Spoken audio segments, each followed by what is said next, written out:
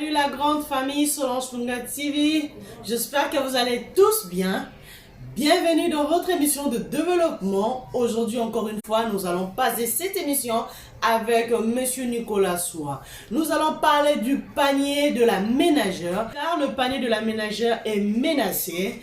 Sans plus tarder, nous allons suivre avec vous les réclamations de nos mamans qui ne cessent de réclamer du jour au jour. Ce n'est pas seulement le maman, il y a aussi le papa qui réclame, il y a aussi nos jeunes qui réclament. Donc il y a tout le monde qui réclame. Alors nous allons faire passer cela pour que vous puissiez au moins suivre. Et puis on se retrouve juste après cet élément avec Monsieur Nicolas Soua. Comme d'habitude, nous allons parler le lingala. Tout ça, extrait oyo, tout juste après élément oyo pour que tous mes canons qu'on développe sur ma cambo oyo salamanambo canabiso. Tolami. Na par jour, on a côté carton sous 6 cartons, 7 cartons na combat nzambe. Mais lelo, pour na 6 à 2 cartons passe. Il y a le bagui qui est à côté, le peuple d'abord. Mais tu éviter le peuple d'abord, ceux qui est sali, il y a peuple, il y a biso, to peuple, il y a banyama ya zamba. Le représentant na biso azawa pe on penza. À côté la biso té, à côté la souffrance au tomo na mboko té. Taba ajo ya biso bongo to va na ndako. Mais lelo to zo côté kaponi tundu ka moye kolo moko ya fufu. Na mupiku moko ya matembele. Ozuma. Passe na passe. Oh penza, eleki pande ya kuruka. Après le gouvernement sikaswe bimi, oya kina kake. Kake wana endi ya makambo beteli nde subiso na wenze bakile bazate oka makaya maluvanga yango na wenze. Ngapa na leli raisi azo. To banga lwana na mama ya bana banga maokete. Male na raisi. Bébé raisi. Le tout le beka moi so so nganda kuna bango. Le gouvernement Kabila les aki bongoté. Attends finga qui mes aki na bongoté. Parce que les qui siko makasi collègue. En tout cas to kokaté. Parce que les qui to kokaté. Boité. Dans Raïs Azalaki. En tout cas makamu ces aki malam. Ah, otika ko. Ceux qui moyen sali, à Monique moyen zasuta ko senga banda. Après Satan mutu mususu a remplacé pour mboka na biso souffrance les qui makasi. Shidanga mazonga to kufide ko kufa lisusu ga makala malufa ngande yango tozomona oboka makala malufanga yango nde tozo kamwa kuisi lai 25 000 comme 40 000 sac ya tomate ko kesa tomate komi 120 000 150 000 pile kutu kolobati biso kutu akolobati savon to sombaka 300 200 savon komi 700 800 Fufu yango ekomi ba 150 000. Tele semu lelo na uti ko somba semu 32 000. Je tala market. Omani market yo. To baleki oso mango biso 200. Mais lelo to komi oso mango 500 francs. To te kango na 800 700 awa na wenzo. Ngombe 1 kilo ya viande ya viande $20 40 000. Sur 40 000, mbongo tika na combien? C'est que l'os 40 000. C'est que siamu 35 000, bida huile 95 000, to komi wapi? Yangane moderne ole la kara kispe raisi ya zonga. Po moye yate. Moye sate. Omo na mbiso ya mikyo. Rami nango 48 000. Omo na mbiso. Rami nango 64 000. Bona ozo benefice ne bande na yenga mama na oteka te na ozandeni. Boete tozaki boete tozo kende wapi? Tomona ki yende vase muzui bongo. Toba moye yate. Ba fete ezalaki matanga banini babiloko nyonso wana bakangi couvre-feu yoko bomande biso ko boma wenze mobile kasi tozonga na biso na gouvernement kala o pe passer l'équipe biso to ko teka te tozo koya chaque jour kana mosa soda me eloko te salaire ti sikona bafuti na mti tozo nyoka mabu passe Posa china amazonga tolembi na bampiaka bo misale zate toteka dozate tolembi misale zate china amazonga Ondre tozo kende ko kufa don tozo kende ko beba tokomi wapi makambeza ya ko beba makasi en tout cas pesa bien te boyete bakebe to silika.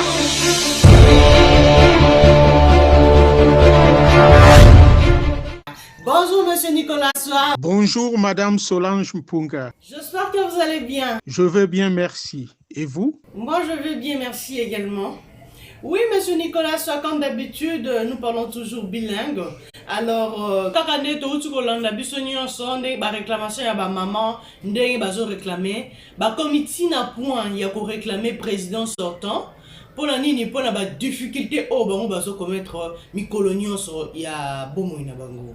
Alors, par rapport à wana yo le binini, est-ce que les président actuel n'azo gérer ma paix? To, les président sortant, yende atiki ba makambunyo so yo, tozo subir yo, to ezanini. Mais quand on peut expliquer biso, pour te comprendre hein, monsieur Atayo Moko, monsieur Nicolas Soua, est-ce que les adultes, il y a makamo nion sur ma réclamation, les adultes, il y a mauvais calcul, il y a chef de l'État par rapport à programme il y a 100 jours, to ezanini. Parce que à la place, il y a aucun ça, le programme à 100 jours, ils allaient baser sur basso de moutons. Il fallait normalement ils allaient baser sur l'alimentation, ils allaient baser sur l'économie. Biloko o est tel ba nécessité. Pour la population. Population ça pour ça nzela te. Population ça non pour ça ya kolia. Population ça na pour ça ya ko respirer. Pour population respirer ezo senga alia. To mona ngwa ta na bandako. Soki bana balié te bana bakoma kolela lela. Mais une fois que bana balié, peu importe ndako mo bafanda kikuku. Mais moi, je suis un sengo, azo bimake kosakana, et pour la biso tout ça bien tout lié. Mais tout ça, mon angote, on a tina ba maman à niveau ya kokende ko réclamer. Kabila, hein, monsieur Nicolas Soua. Mais quand on peut expliquer biso, à qui la faute? Est-ce que la faute, c'est à Kabila, qui a tellement détruit ce pays au point que le président Fachi n'arrive plus à reconstruire? Ou soit, et ça n'a pas tellement beau que le président Fachi n'arrive pas à reconstruire ou comment? Ndenge biso nyonso touti kolanda émission wana ndenge ba maman baza koloba baza ko se plaindre pona panier na bango eza lisusu kotonda ndenge ezalaki kotonda te soki bakei zando et puis biloko nyonso talo emati bakomi ba misusu ko regretter période ya Kabila et puis argent ils ont circulé lisusu te boye na boye toki nyonso wana. Mais problème awa, ezali problème moko très profond et très crucial. Donc eza eloko ya lié na économie na finance ya mboka. Donc eza question moto koko zongo à la légèreté. Et puis ba question ya boye okoki ko répondre ango kakate en regardant un seul volet. Donc otala kaka na angle moko. Non, il faut toujours question moko eza ko transcender ba secteur rebelle, ba dimension rebelle ya vie ya mboka na biso. Ekota eza ko tala makambo etali économie, makambo etali politique ya mboka, na makambo etali finance ya mboka na économie mondiale na moment oyo. Déjà ba facteur rebelle faut ko tala. Bon, tokoki ko comparer les deux gouvernements, ceux qui baza ko regretter Kabila par exemple, nde ba maman suso ba lobi, toko comparer te gouvernement ya Kabila na o eza sikoyo. Oza komona donc eza moi to faut total makambo na en globalité et puis na avec une largesse d'esprit. Total ngoka ate na ndenge ka po ba maman na baza koloba. Donc on se comprendre ngai ko to soko na landi bien na komona on dirait soki ba maman baza koloba izapo baza koloba na ignorance baza koyeba te cause ya ba pasio bango baza komona siko euti na gouvernement euti koleka na gouvernement ya Kabila o bango baza lelo kokumisa. Donc eza lokola mwa muke syndrome ya Stockholm ndenge balobaka. Donc la victime a commis kokumisa nani na eburo na ye en quelque sorte. Pour passer toza nango lelo e bandi na période ya Mobutu e koti na période la Kabila ba Kabila nyonso mibale na ndenge Félix aye kozwaza ko continuer. Donc tokoki ko condamner kaka directement te sans que total na passé à mboka na biso et puis période avant hier à pouvoir. Et puis azongo ça fait combien de temps? Et malgré cela azongo pena ba problème il y a pandémie il y a Covid-19. Économie mondiale les asiko très secouée ba mboka nyonso baza na crise.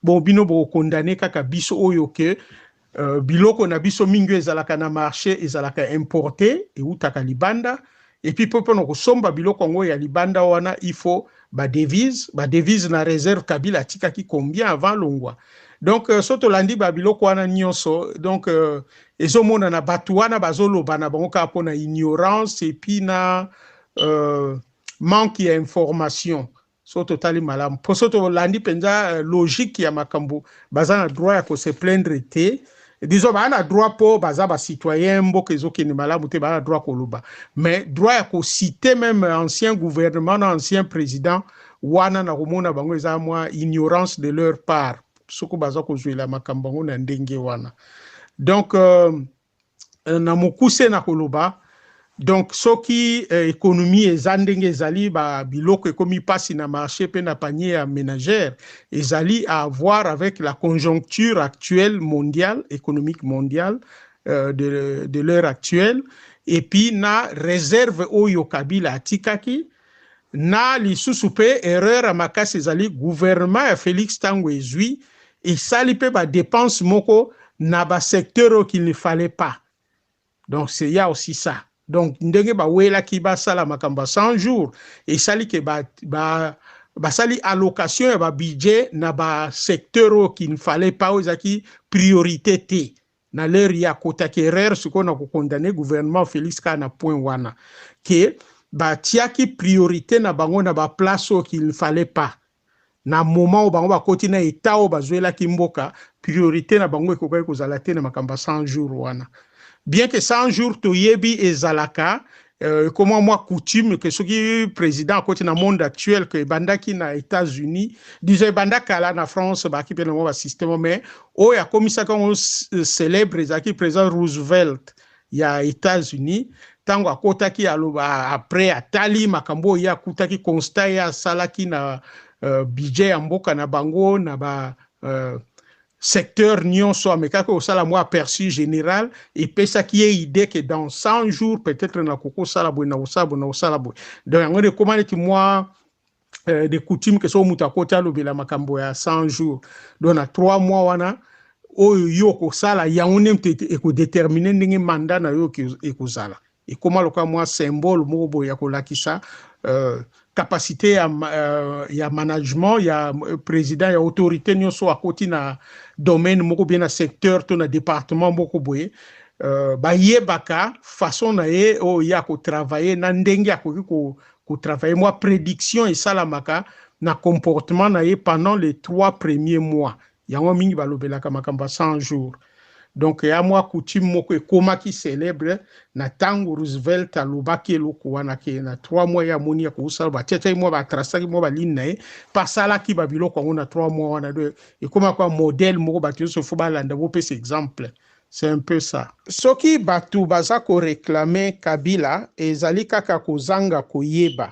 Bon, yo soko tali niveau ba maman na moni wana na wenze baza batu moko baza ko vivre kaka au jour le jour.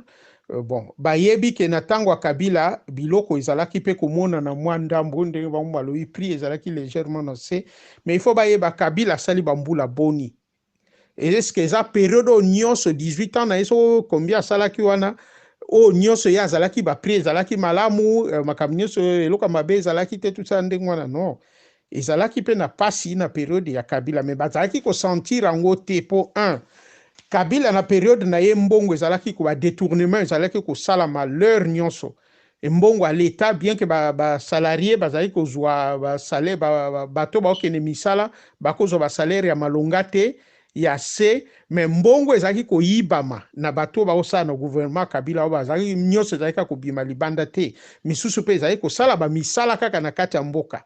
Alors na partir ba misala ora batu quand même ba ozwa pe moi ba misala tolo ba boy ba o bazali neti ko construire bandako bazali ko employer batu bo ba ko sa ba station essence bazali ko ozwa pe ba travailleur na ba station essence wana et puis bato bazalaki ko nous sommes essence kuna za ko permettre bango ba sala pe ba taxi ba nini ba mona pe mbongo donc mbongo ezali quand même moi muke ko circuler bien que ezali ko circuler kana un certain nombre de gens un groupe de personnes là o bazalaki ko zombongo na quantité belé mais bazalaki pe ko sa ko tia ngona ba activité wana une des raisons raison mi balé ko ki ko zala ba étranger ba expatrié au kabila bengaka ou bien mingi oyo apesaka bango ba avantage babando sala ba faire na Congo bazalaki kozwa ba exonération na côté douane bazala kofuta douane te ezo permettre bango bateka biloko na ba prix moko un peu raisonnable po baza kosomba bango kuna na libanda na ba prix oyo ya malamu mais soko tie na douane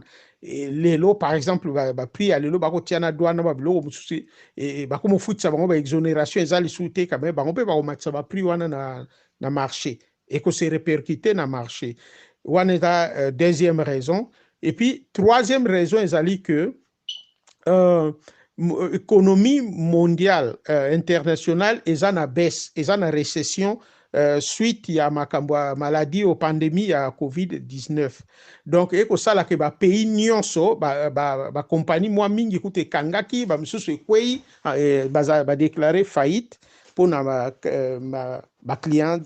clientèle ezalaki lisusu te na période oyo baplace mwa mingi ekangaki mpona maladi wana bato bavanda na bandako esali ke pénurie ya babiloko mosusu ya badenrée alimentaire mosusu ezala donc yango wana lokola biso toza mpe na mbongo nano kosomba ngo libanda te mpo devise eza moke na économie ya mboka eza nanu malonga te donc ezosala que pénurie ekoti na marché donc ba prix fe mata et puis mwa ndambo bato bazalaki na mwa mbongo bakokaki bakosomba ngo libanda na baplace oyo bango bayebi wana l'heure ya Kabila bazalaki kofuta douane te baki na exonération mais sikoyo récemment Félix auti kokanga président Félix auti kokanga kokata exonération ya bato misusu wana donc ezosala bakomi kosomba biloko wana na période oyo lokola biloko emati talo lokola carence ekoti na marché loi ya offre et puis ya demande mikolo eza ebele mais offre eza moke po bato bazongelika misala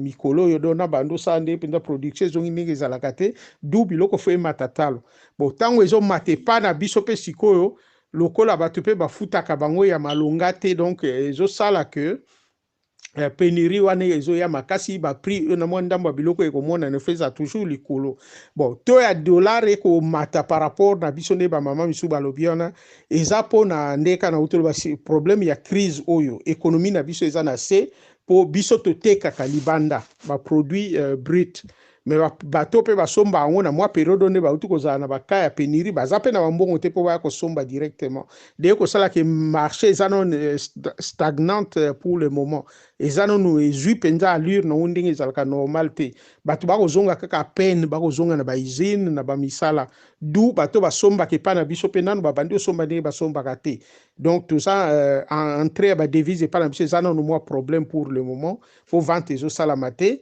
et puis monnaie na biso lokola toproduisaka te toteka libanda na baproduit misusu eza na demande mpe makasi libanda à part matière première na biso toexportaka pas grand chose donc moyen tozala mpe na baalternative misusu eza te donc ezomonana ke économie ekozalaka toujours na se epa na biso soki économie eza na se barépercussion nango ekosalama na bamarché donc ekomonana na wenze mpi dollar par rapport a mbongo na biso ekozala mpe kaka na se mpo mbongo na biso tokoproduire rien mais baaméricain dollar na bango ekozala quand même moins stable mpo bango baya économie moko ya makasi bakosala tu barécupere mwa noki et puis na ndenge président Donald Trump asalaki économie na bango atikaka en tout cas mwa likolo du ya biso lokola ezaka nango toujours kaka kita donc tozalaki na se moyen tokokana so na dollar ndenge tozalaki liboso te donc biso foto chite makasi yango ba ndenge bakolobaki to et mati tout ça oui eza normal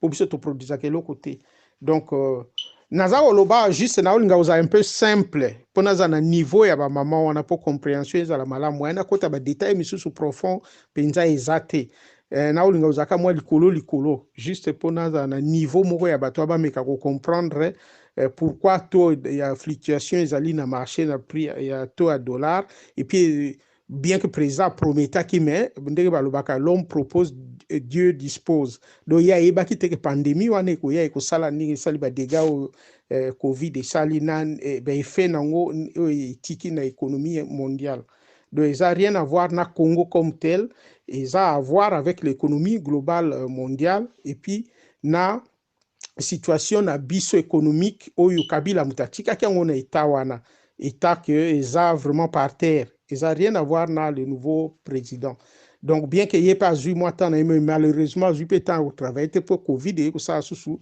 et BBC Makambo. Donc, ça n'a rien à voir. Pour nous comprendre Makambo, à côté ça a faute mbala moko na présent actualité, mais à côté l'environnement économique mondial, climat mondial des affaires des salam.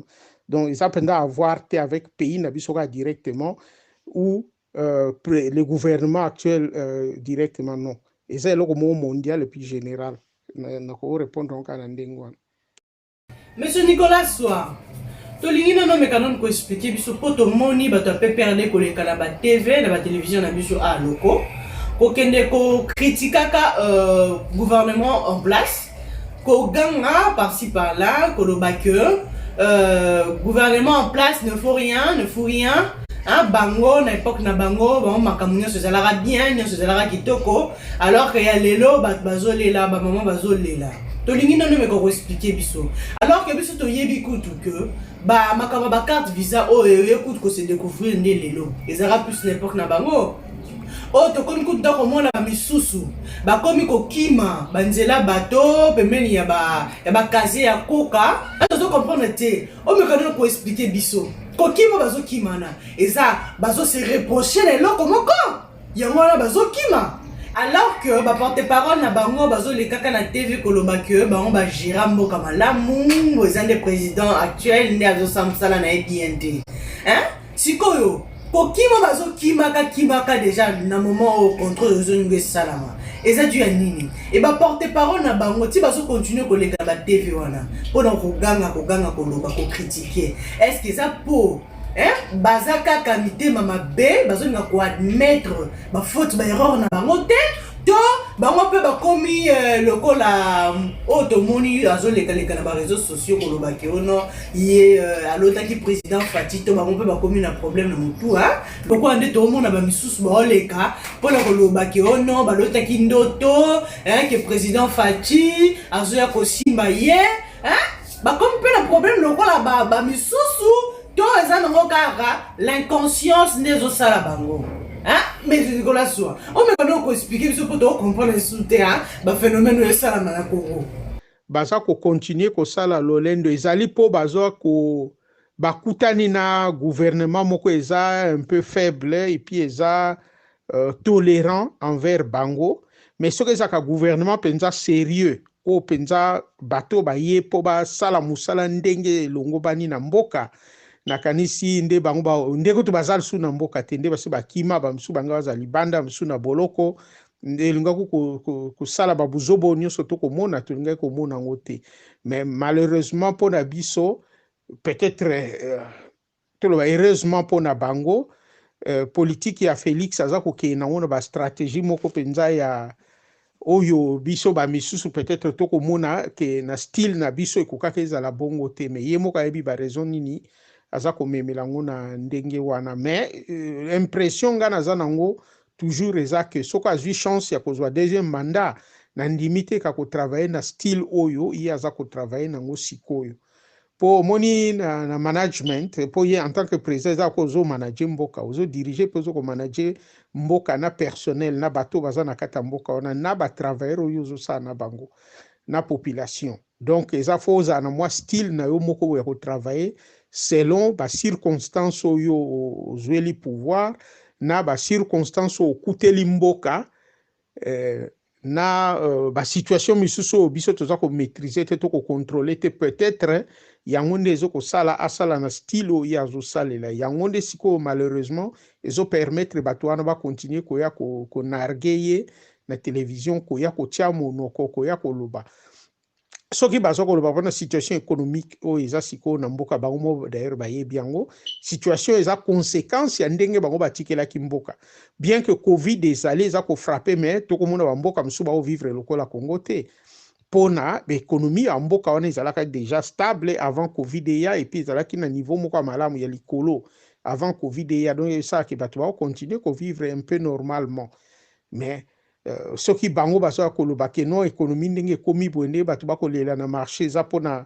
gouvernement actuel wana eza lokuta et puis soki pe bato ya ba population ngo ba mamo batekaka na zando bako ya koloba ke bakolela Kabila ezali o balobaka syndrome ya Stockholm Donc eza pona kana biso eza pona ignorance quoi. Donc bazo yebate eloko ni bazo lobela bakotala ka vi ndenge bango mamona mais bien bango ka même bato wana hier balelaki ke Kabila alongwa boye na boye abomi mboka mais lelo et puis bamisu mpe balelaka balobaka na Mobutu la même chose mais lelo bakoma bamisu ko regretter pourquoi il fallait Mobutu azala. Donc c'est toujours comme ça eza pona oyo na répétaki na bemission euti koleka population na biso akovivre situation ya dire straight nde balobaka na anglais do pasi moko ya niveau akoleka makasi de ekomi ke oyo nyonso koya kobwakela bango ata mwa lipa bakomona ngo ekomi normal.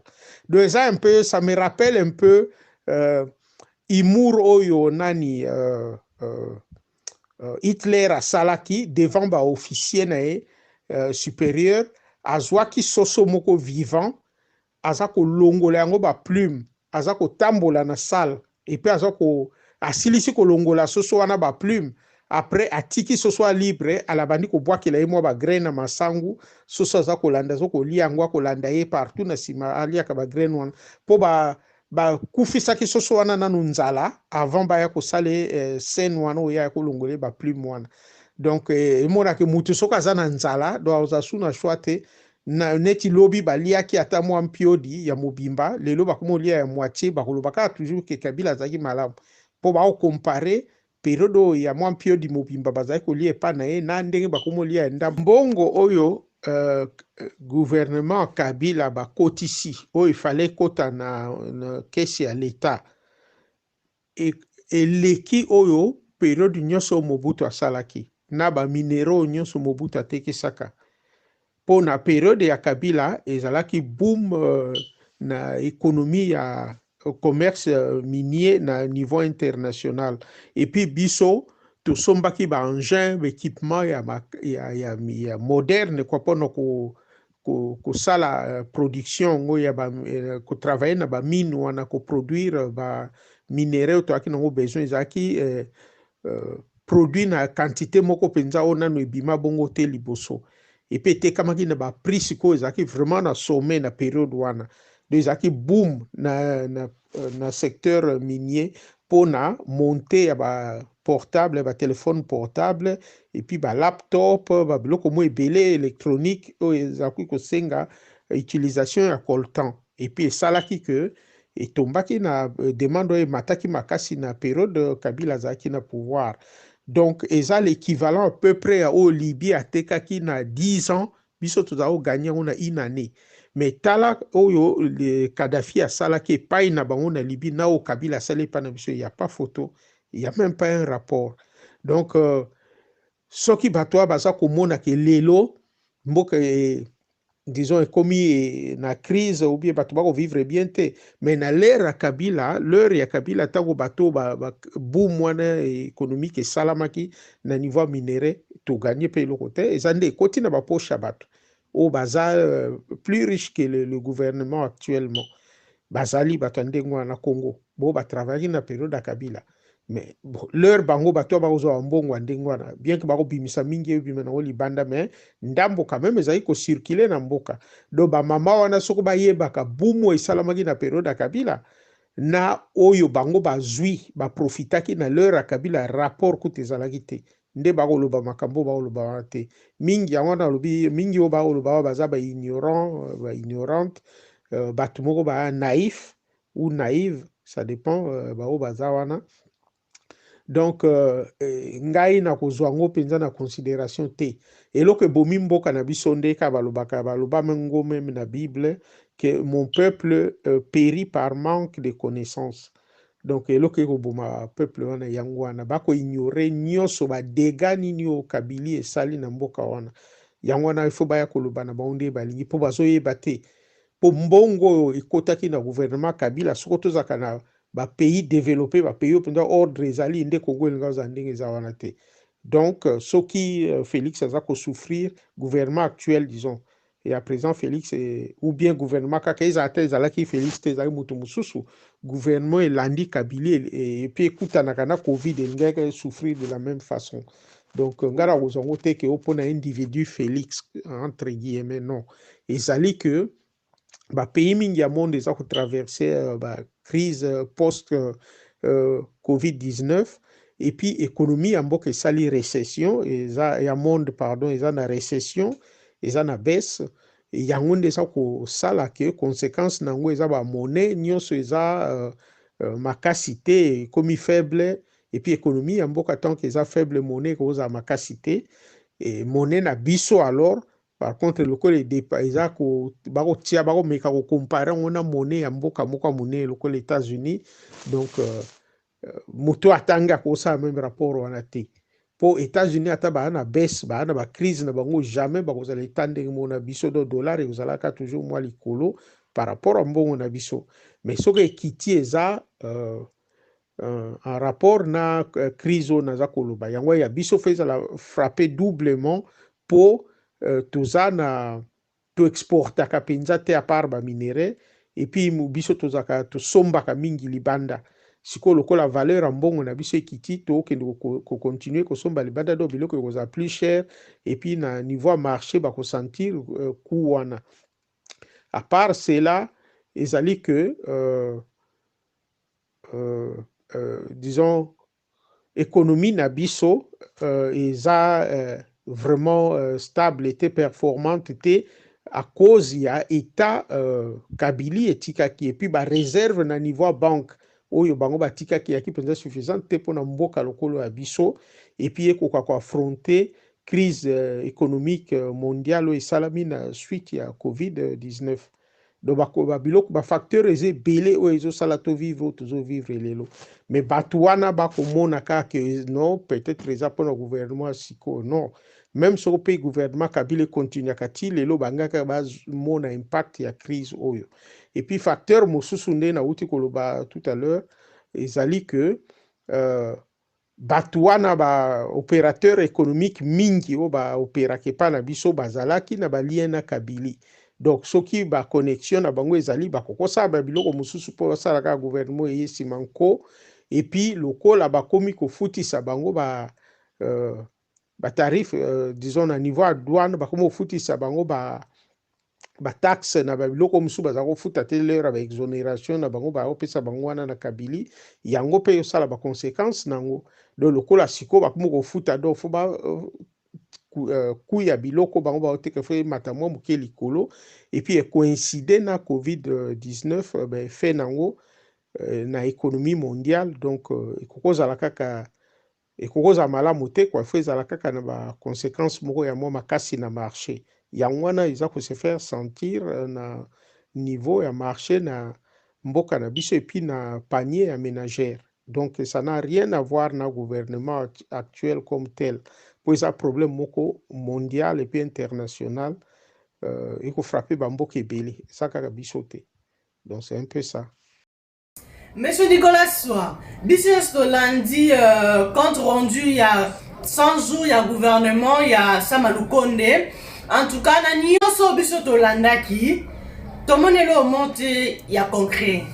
La seule chose concrète au biso to monaki, est la métamorphose. Il y a la personne Samalukonde.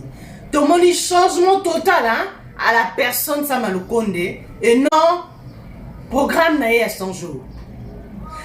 Tout le monde n'a pas qui na gouvernement, mais subitement après 100 jours, transformation wana a commis élégant, raffiné, tout ça. Mais alors que tout le monde chez la personne, ça m'a le compte, il fallait que tout le monde ait la population, tout le monde ait la mboka. Changement wana. Monsieur Nicolas Soa, mais quand on peut expliquer biso, est-ce que changement il faut à la cacher les personnes ou bien il faut à la cacher na mboka? Tout le monde a un peu de na gouvernement, tout le na poste moko boye, changement tout le monde a un peu pas ya bateau. Et non, na mosala. Alors que population est na poste monde a changement na mosala. Pour que atika kako lela, atika kako déclarer. Sko par rapport à nyonso biso tozomona wana. Yo lobini mekano ko expliquer biso.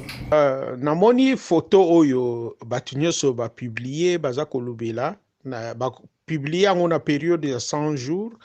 Il y a discours à 100 jours, il y a Premier ministre Nabiso Samalukonde. Et ça dit tout. Et ça, il y a commis na vie moko ya aisance. aye munene. Bon, munene na Afrique yaka synonyme ya mbongo, ya moto aza ko vivre malamu, aza ko lia malamu. Na ye baka un français, azalaka homme politique mo français, expression bimaki la politique du ventre, et bandaki na Cameroun. Politicien wana remarquaki que na Cameroun soki moto azui pouvoir après quelques temps bokomona ata azalaki nzoto mike omona ye munene, surtout libumu, le ventre ebimi. Et comment moi eloko moko boye attribut moko bapesaka baasosiaka na bapoliticien surtout africain nde bazalaka omona changement penze mona na côté physique, soki azwiki bokonzi okomona physiquement changement ekozala makasi. Et surtout na côté santé na ye bokomona akomatisa poids aye munene, et puis libumu ebimaka. Donc eza synonyme ya mbongo, donc ya vie moko ya malamu par rapport à ndenge mutango azalaki liboso. Bon, na ka ya Sama Lukonde azalaki manager ya obiso benga una ba PDG ya Jekamine. Jekamine eza compagnie ya mokete na mboka na biso, eza compagnie ya munene, eza pe na mbongo ebele. Mais bon, ce qui a commis na poste ya premier ministre de santé et s'accentuer donc aye sous munene makasi, donc na poste ya premier ministre peut-être azozwa plus wana selon avis ya bato.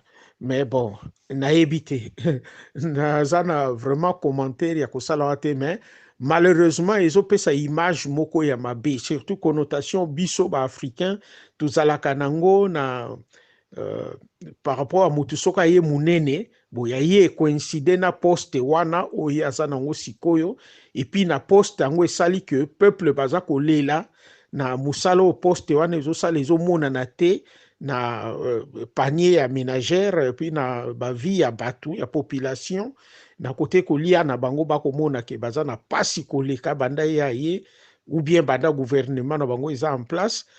Mais epai na ye bakomona ke santé na ye ekomi ya kitoko koleka ndenge azalaki liboso. Nayebi te d'après bango bamona bongo nde eza kitoko, mais nayebi ke na côté santé vraiment na médecine soko moto aye obésité eza signe ya mabe. Bon nayebi te soki tokotia yango eza signe ya malamu, mais ezolakisaka komi na aisance moko peut-être financière, matérielle, et puis voilà. Donc eza signe ya malamu te malheureusement epa na biso, na sens que peuple azolela penda na niveau ya makasi, ye avimbi akomi munene na niveau ya makasi. Donc ezolakisa basymbole moko ke ye nde azoganye, peuple bazoganye eloko te, peuple basepeli te, bazosepela te na période où il y a un pouvoir, mais il par contre à 8 poids, donc à communauté qui est comme on a la commune en bongo et belé que les kandinga zalaki liboso, ou bien comme na vie moko ya malamu ko les kandinga zalaki, alors que peuple la commune a pas si ko les kandinga zalaki avant ya kota. Natiki wana ba auditeur na biso bango ba sala ba analyse. Monsieur Nicolas, sur la question de ya suka ezali boye avant que to kabwana natiki no pe dilobano ya suka. Na malheur nyonso ezokomela mboka oyo Congo, na bapasi nyonso oyo, qui devons-nous pointer du doigt? Et puis na programme oyo 100 jours, toli peut nous expliquer biso. Et où ta wapi programme on a 100 jours? Et puis bisika o bando sale lango. Est-ce que bando sale lango kaka boye? Pour ce qui kaka boye nde bando sale lango, ba sale sa programme on a 100 jours sur le personne et non sur le pays. So pendeza kika abonné bando sala en tout cas balimbisanga ya balimbisanga pona nga balona na ba programme wana 100 jours. Pour tozo mona ba résultat non ka epa ya bato et non na mboka. Biso tozo na posa résultat concret na mboka et non epa bato. Alors par rapport yango o mekano ko expliquer biso et uta wapi programme wana 100 jours. Bon, pour conclure na koloba que ngai si a pointé du doigt crise oyo na ce qui n'a koki kosala moi corrélation na gouvernement actuel na kotala mingi ba conséquences ya mauvais choix misusu o salamaki na période ya 100 jours na biloko balobela kibiso na 100 jours et puis tout monaki réalisation na matérialisation nango esalamite ndenge pinza il fallait esalama pona ndenge ba kolobela 100 jours biso kasaki ba saut de mouton ngo koza pinza onde tout monaka na Europe ya milai makasi et puis ça lokola ba bras ebele lokola autoroute ba partie ya autoroute qui ne ko joindre na banzela mususu to kansaki ezala ndengwana mais tant que salami to komona eza na kaka biloko moko normal eza presque neti ba pont ba biloko ndengwana donc et frappé biso penza te et puis ezalaki choix ya malamu te ndenge na uti ko expliquer déjà na liboso mais eloko nalingi nalobela esiko ezali 100 jours penza 100 jours wana euta wapi epe elingi koloba nini yango nde eloko nalingi nameka ko m'apesantir likolo na yango sikoyo. Ok, 100 jours ebanda kala eza ba tradition ya bato ba memela biso culture na bango to yebi, mais mutu akomisaki yango un peu célèbre ezalaki ekomaki remarquable na période ya président 32e président américain kombo na ye alaki Franklin Delano Roosevelt ye akotaki na 1933 mais tango alingaki akota mboka na bango disons États-Unis ezalaki na ko traverser période babengaka ya Great Recession donc ezalaki récession moko ya makasi donc monde penza économiquement ezalaki na ba problème pe yango ba problème ezalaki ko précéder deuxième guerre mondiale de économie ya monde ezalaki malamu penza te ezalaki ya kokita na baisse ya makasi mais siko na États-Unis kuna pe coïncidaki na période ya départ il y a Herbert Hoover, président 31e président na bango ya États-Unis ou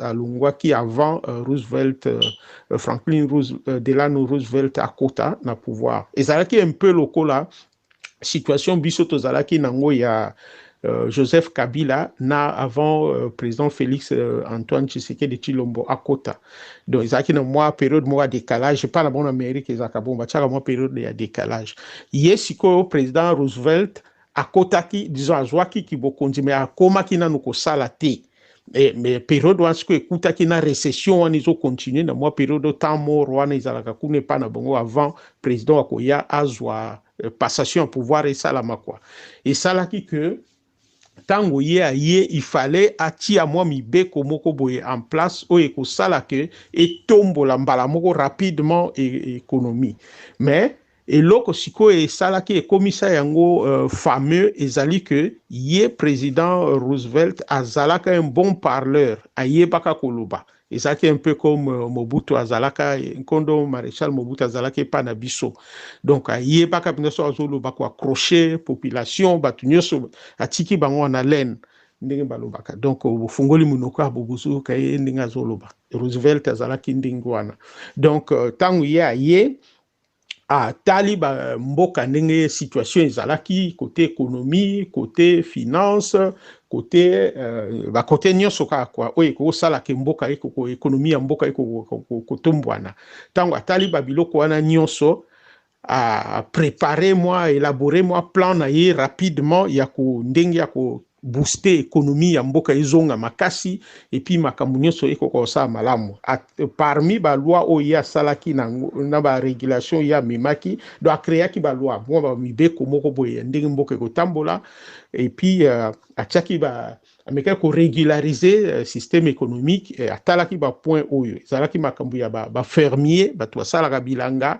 ameka ko tia mwa ba mibeko moko boye salaki epesa bango moi autonomie et puis bako sala malamu et puis financièrement bazala secondé bazala appuyer pour mboka kufa ekota na nzala te bato kufa nzala te et puis atalaki côté bandako bato bazana bandako ba propriétaire bandako ndeni bakoza po moni biso na ba pays développés mingi bandako bato bazwango na o babenga mortgage donc ozo futa neti malembe neti bandako office ndenge ezalaka na balemba bamatete na bandal na leur époque coloniale basalaka yango bapesaki mpe bato na banyongo ndenge bozofutaka baokata na salaire na yo awa mpe na poto epi na États-Unis mpe bandako mingi bazwala yango ndenge wana sikoyo bato lokola période ezalaki ya récession ndenge nauti koloba awa bato bakomai neti kosouffrir mwa moke ndenge nini bakofuta banyongo wana boye na boye ekomai mwa baproblème donc ye ayaki abongisaki problème wana et puis atalaki likambo ya fermier ndenge na lobi et puis atalaki likambo ba sans emploi bato baosala te ndenge nini bakosala mpo bavivre mpe malamu équilibre ezala côté social donc correspondre mwa moke na situation biso tokotraverse mpe epai na biso kuna soki ya américain Roosevelt ayaki alaki lokola mo espoir pour na bango à partir de 100 jours na yaki ko régulariser et puis ko légiférer ko bongisa makambo po économie etambola malamu mais pas na biso na yebite soko comparaison wana ikoki kozala ya malamu bango ba ya osala makambo ya 100 jours na oki ya sama lukonde mais to yebite soki vraiment 100 jours na ye akolobaki aye libiso mibeko pe ba makambo oyo ekopesa ke nini panier ya ménagère ko kakotonda na yebite na discours na ye oyo alobaki tozotala kaka tozotala bango mais bayebaka ke politique ndenge etambolaka ya mokili mwa ba comparaison wana ba lien wana ya kosala na bato misusu wana il faut ekende pe na nzela ndenge bato wana ba réussissaka soki ezoyaka kaka po ezala ba discours moko creux ya kosepelisa kaka matoi ya bato eza grave wana eza koempire situation donc soki nake mosika na comparaison na nga na koloba président Félix aza mwa moke lokola Roosevelt ndenge azalaka na États-Unis aye pe na ye ba mibeko ya état de droit ba révisitation ya ba contrat minier ba boye na boye mais bon soki bakosala yango mpenza ba renforcer yango makasi aye pe na makambo ya IGF donc soki bakosala yango ezala renforcer makasi ndenge na États-Unis ezalaki état de droit na biso pende banda kosala na kanisi ekokozala na ekoko apporter ba fruit nango mais soki ezakaka mwa ba slogan moko vide puis kaka ya kosepelisa matoi ya batu ekozala malheureux donc yango nde eloko nakoki koloba mpona situation wana ya les 100 jours pona ngai oya biso eza na mwa ba conséquences nango yango tozomona lelo donc il fallait mbongo wana esala peut-être 100 jours na biso ezala ba consacré yango ndenge Roosevelt asalaki na côté agriculture na côté ba ndaku donc côté ba titre foncier ba biloko ba botola to ba mapango kuna fala tala côté wana mwa malamu soka lingaka copier Roosevelt et puis na côté kotia ba loi oyo pende ko sala ke mboka ko kotambola malamu oyo abiso to komona justice eza okende à deux vitesses et puis oyo ngana lobaka mingi ya dans des si donc mati nde minu ya si ezala ke mati ekiti soki eza moto aza na ba obédience ya politique na bango bakotala ye mwa mbangu mingi te ou bien batali kutu epa mosusu soki eza ya moto aza na opposition batie yango matata soki eza moto oyo azalaki na Kabili bakoyesa yango makasi koleka il faut bango nyonso bakozwa bango na même niveau na mesure moko et puis na intensité moko ya justice fait sala na vitesse moko ekokosala ba vitesse ebele te donc soki otali yango na angle wana oui bakoki koloba na bango ndenge baza koloba bakomona ke oui période ya Kabila ezalaki mieux na période baza ko vivre lelo mais soko olandi au fond otali que période yango ya Kabila bato wana bazalaki malamu bazalaki kosepela okomona lelo ke soko analyse yango bien komona ke non bazalaki kosepela te mais ezalaki kaka bakomi kosala comparaison mpo bakomi kotala na par rapport à période bao vivre siko mais alors que en tant qu'observateur soko otali bien okomona ke ndenge bao vivre siko eza na ba cause moko boye na ba conséquence ya ba situation moko boye mondial global oyo gouvernement actuel ba na contrôle nango te nde eza kosala bato ba vivre lelo nde baza ko vivre ba conséquence eza euti na gouvernement a bango o bato ba otya monoko lelo bato a Kabili et puis ba cause ezali ke pandémie ya Covid ezali et puis na ba situation économique o yango ememi esali que gouvernement actuel ba ko vraiment ko travailler malamu te po mbongo eza te na ba caisse et puis commerce na biso extérieur et ko travailler malamu te pour la situation internationale suite à Covid, ya pandémie ya Covid-19. Et puis ce qu'il y a quelque chose à reprocher na gouvernement Félix Kozalaka kapona choix na bango ya mabeba salaki na makambo ya 19 pardon ya 100 jours yango ne mususu eko kotsa pe crise s'accentuer pombongo oyo Kabila tikaki na ba caisse tango alongwaki paraît tout 1 milliard 400 000 j'allais dire Donc, oh, il y a tikaki na ba compte et gouvernement Félix Baye ko ça na o makambo na priorité na makambo moko esengeli akite. Basalaki ba choix ya mabe ya ba priorité na bango yango nde ko sala ke et accentuer situation oyo. Erreur gouvernement Félix ozana point wana.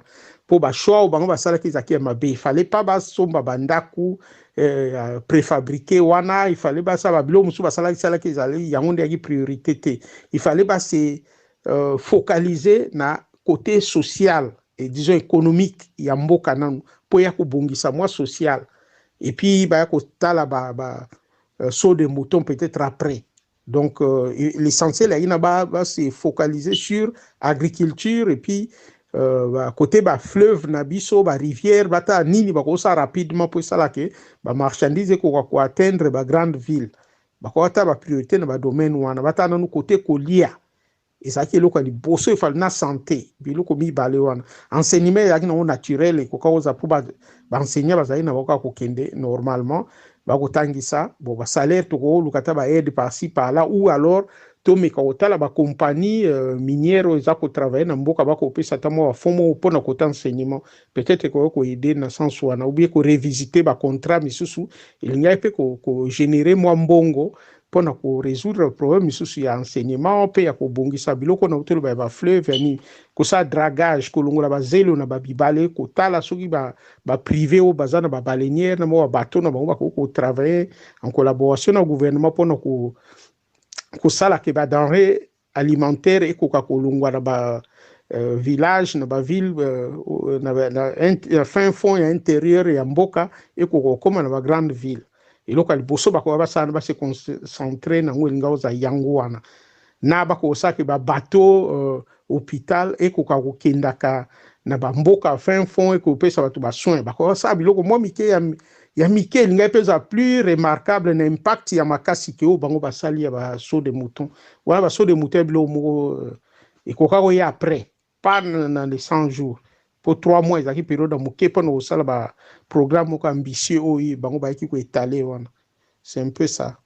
Bon pour na ko conclure na ko lobaka que oyo bango ba osala wana bazana chance pour ba kuti gouvernement moko eza faible et puis eza ko sala eza ko fonctionner penza te yango no sa moye bakanga bango penza ya malunga bakanga bango na ndinga solo eza te to ko mwa lokwa mwa ba blague ki ba okanga oyo lobi batiki oyo basali boye do ko tourner mutu bangi bakanga yo kaki ko sambo o akimi ndengini donc nyoso wana ya mwa ba blague ezo sala mingi na niveau mboka na biso toza pays eza presque un gouverné donc un gouverné et un gouvernable na moment oyo donc yango nde osaki bato wana baozwa courage ya koya kozonga baya kolobaka poso ezaka penza gouvernement solo evandaki banga ko bazala su na mboka te et puis mingi banga baza na kata boloko banga zwa tan koloba na te.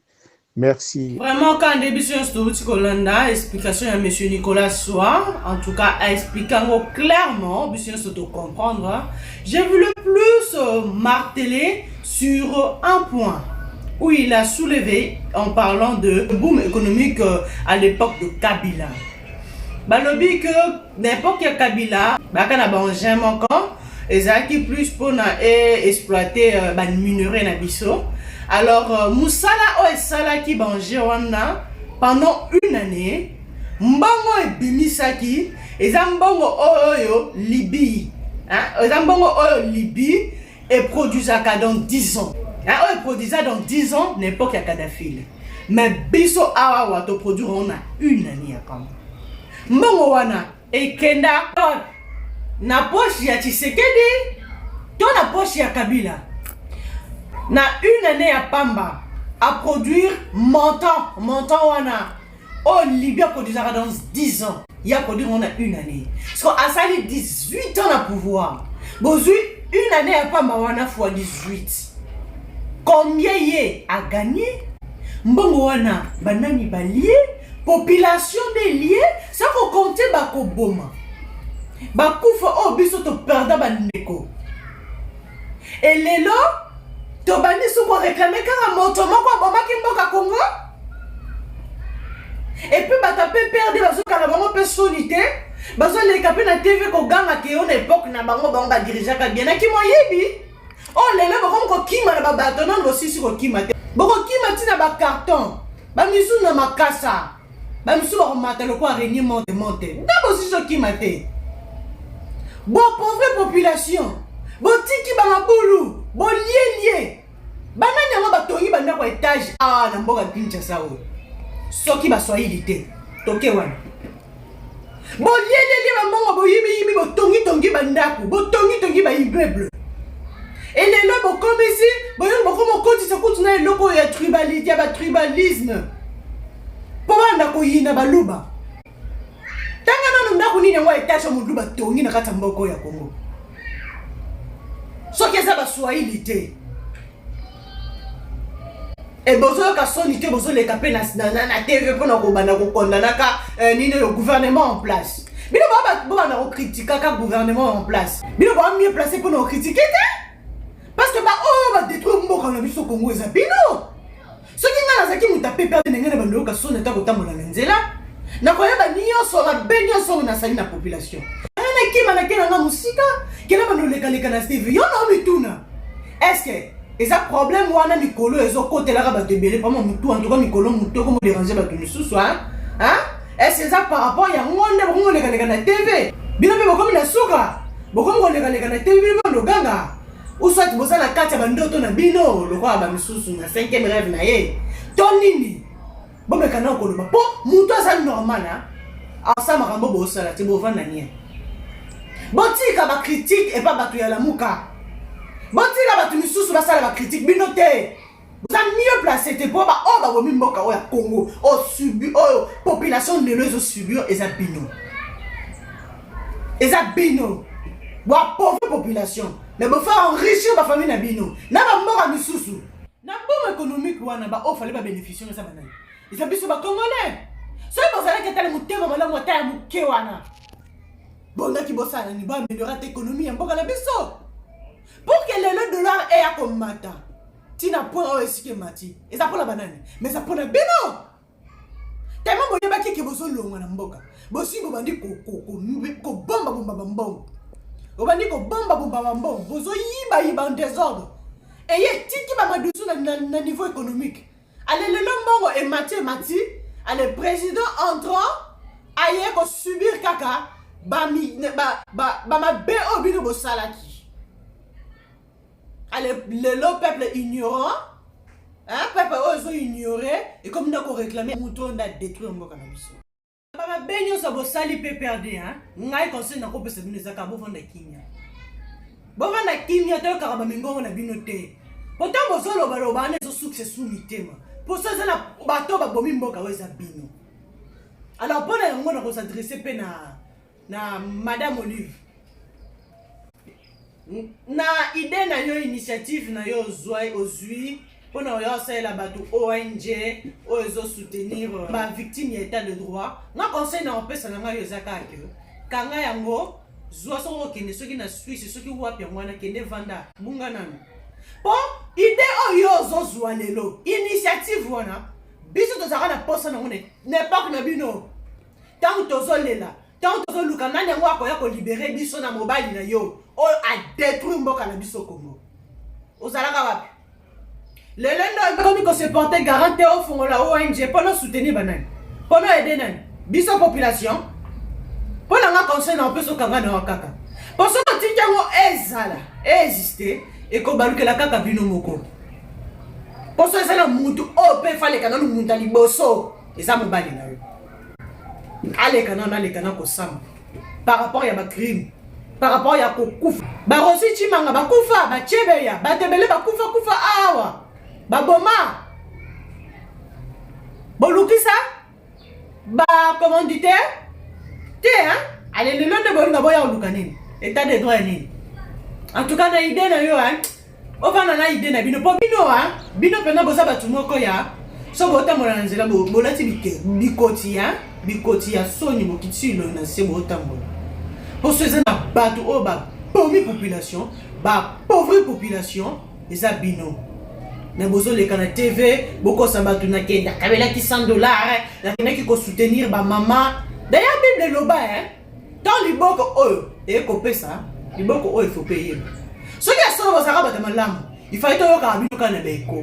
Allez quand il boye, à sala qui miracle. Allez quand il boye, à sala qui est ça comme ma caméra t'es. Et ça comme ma caméra t'es. Alors pour la gagne on sait n'a pas perdu bovin de kimia. Bozana, bozana peut la laisser mon côté à repérer sa biso.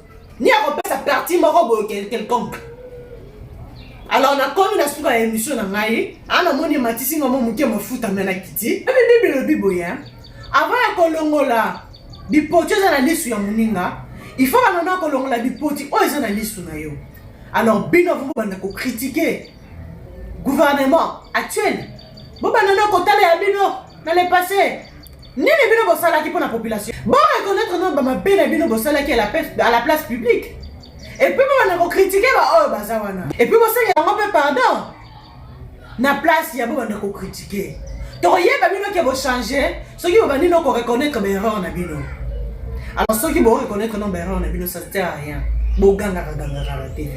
Donc comprendre bino, il y a un cas bino be beaucoup de roba msusu na comme na bona ba comme tout. Alors on a comme une sous-émission là. J'espère que ça vous a plu. Si ça vous a plu, n'oubliez pas de cliquer j'aime. Abonnez-vous sur votre chaîne Solange Pourra TV. On se revoit juste à la prochaine. Bye. Au revoir Monsieur Nicolas Soir. Au revoir. À la prochaine.